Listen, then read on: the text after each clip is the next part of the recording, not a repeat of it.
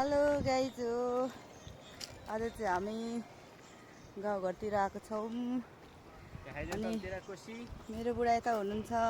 कस्तो लागिरहेछ बुढा? गाह्रो लागेको छ, खुसी छैन? अनि कालो धेरै। आज चाहिँ हामी बुढाको जन्मथलो आएको छौँ। अनि हेर्नु न, उकालो भन्नुहुन्छ भने यस्तो छ कि यस्तो उकालो हिँड्नु पर्यो होइन।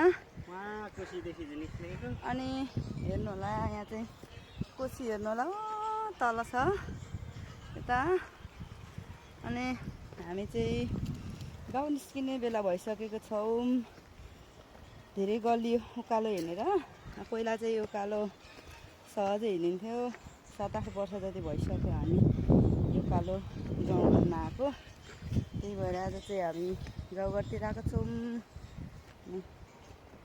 मेरो बुढा चाहिँ गाउँ जाने भनिराख्नुहुन्थ्यो, विदेशबाटै जन्मघर हेर्न जाने, गाउँ जाने भन्नुहुन्थ्यो। के भएर ल नि त जाउँ। मलाई पनि जान मन लागिरहेको थियो।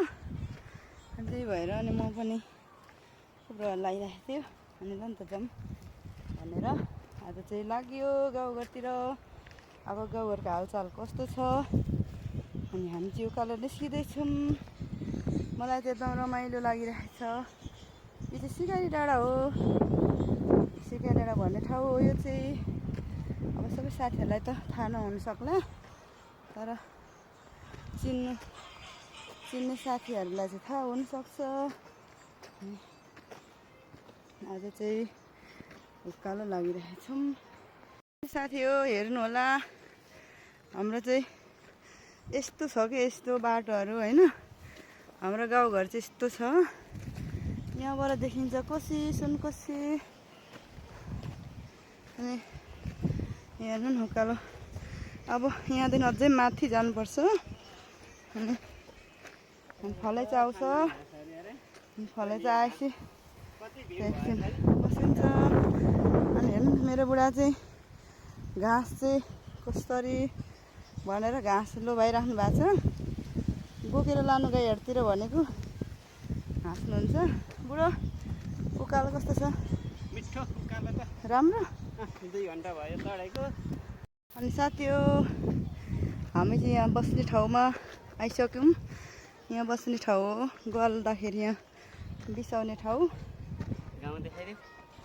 गाउँ अब एकछिनमा देखाउने हो नि त, अलि मास्तिर पुगेपछि बुढो। अनि यहाँ चाहिँ हामी गल्दाखेरि टक्क बिसाउने। सर हावा आउँछ। जान्छ बुढो बिसाउनु। हेर्नु न मेरो बुढोको हालत यस्तो छ। यो चाहिँ बिसाउने ठाउँ। मेरो बुढो पुगिसक्नु भएको छ। अब म पनि बिसाउँछु। यहाँ चाहिँ बाख्रा लिएर आइसक्नु भएको छ हाम्रो दिदी। गाउँ आइपुग्ने बेला भइसक्नु भन्दैथ्यो।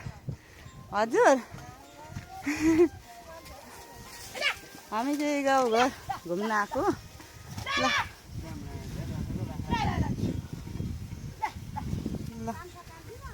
हजुर नमस्कार है भाउजू।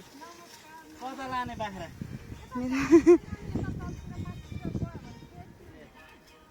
भयो। ए हामी त गाउँघरतिर घुम्न आइयो है। नयाँ ठाउँतिर। नयाँ भन्नु त के भन्नु, पुरानो अब है।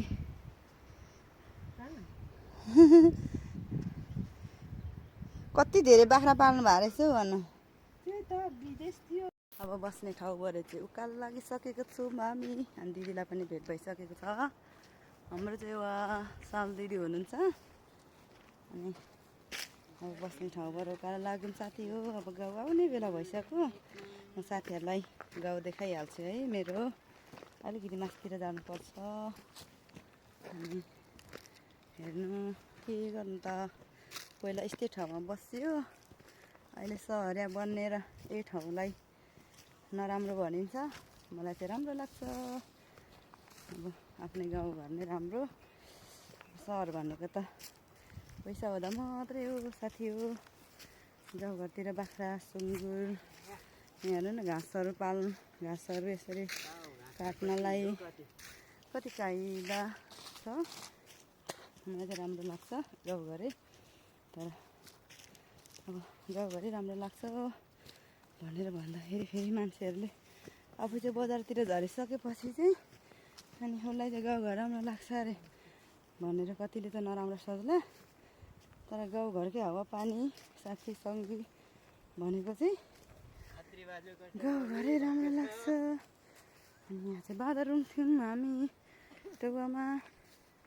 अनि हेर्नु साथी हो ए घाँस त कति हो कति। म चाहिँ हिँडिरहेको छु गलिसकेँ उकालो निस्किँदा अब आउने बेला भयो कि मेरो बुढा चाहिँ उहाँ हुँदैछ। म चाहिँ भिडियो बनाएकै छु। मलाई चाहिँ बुढाले गाली गरिराख्नु भएको छ। हेर्नु यहाँ हालत हेर्नु न यहाँ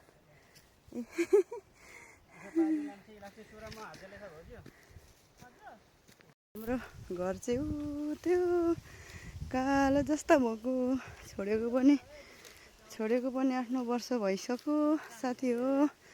के गर्नु त यो हरियो जस्तो वाल चाहिँ साथी हो छिमेकीको हो। अनि हाम्रो गाउँघर चाहिँ यस्तो छ है ल हेर्नु साथी हो। हेर्नु न कस्तो खतरा गाई गोरुहरू छ यहाँ ल हेर्नु। अनि हाम्रो मूल घर चाहिँ खाबा मात्रै देखिरहेछ लडेर। म चाहिँ लामै भिडियो बनाउनु गइरहेको छु साथी हो। हेर्नु न यहाँ हाम्रो बारीहरू चाहिँ यस्तो छ है। हाम्रो बारीमा चाहिँ गोरु चरिरहेछ। कुरो उल्टे झार उम्रेछ नि त हाम्रो बारीमा चाहिँ पुरै। अब म हाम्रो घर पुगेपछि देखाउँछु। अहिलेलाई चाहिँ अझै पुग्नलाई 2-4 सेकेन्ड लाग्छ। बेला भइसक्यौँ साथी हो। हामी चाहिँ मेरो बुढा चाहिँ हिँडिराख्नु भएको छ। खुसी भइरहेछ खुसी आफ्नो जन्मघर आएकोले सानो खुसी छैन। यो हाम्रो कटर हो। अनि यहाँ गैरीबारी गैरीबारीमा चाहिँ गोरु गाई चरिरहेको छ। अनि हाम्रो यो रातमाटे भन्ने बारी हो। केराहरू हेर्नु होला। मेरो बुढाहरू चाहिँ माथि पुगिसक्यो भिडियो गर्दै साथी हो। ए खर्सानीको झ्याङ घर आइपुग्ने बेला भइसक्यो। हेलो टिकटकमा देखिन्थ्यो रियलमा देखा पर्यो त।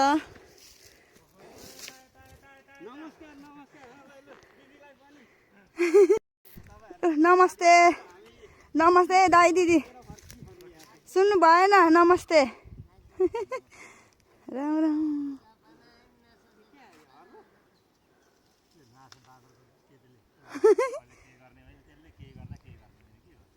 ल यहाँ चाहिँ छिमेकी दाईहरू भेट्नुभयो दिदी दाईहरू।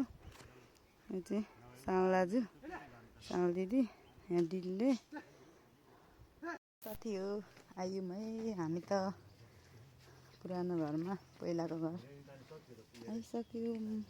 अब हेर्नुहोस् ए हाम्रो घर यही हो।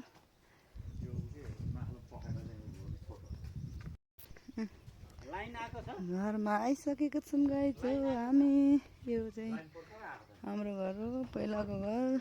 बरन्डा पनि झरिसकेछ। ल यो चाहिँ हाम्रो पुरानो घरको चाहिँ खाबा मात्रै छ। यो चाहिँ मूल घर हो।